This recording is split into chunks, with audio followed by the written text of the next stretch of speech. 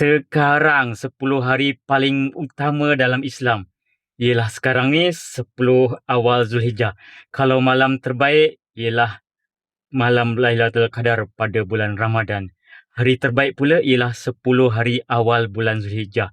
Daripada Ibnu Abbas, daripada Nabi SAW, baginda bersabda maksudnya, tiada hari-hari yang amalan soleh paling disukai oleh Allah untuk dilakukan melainkan hari-hari ini.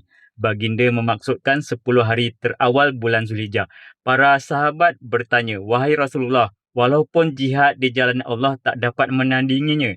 Baginda bersabda, "Walaupun jihad di jalan Allah tidak dapat menandinginya, melainkan seorang lelaki yang keluar berjihad bersama hartanya, kemudian dia langsung tak kembali, yakni dia terkorban syahid."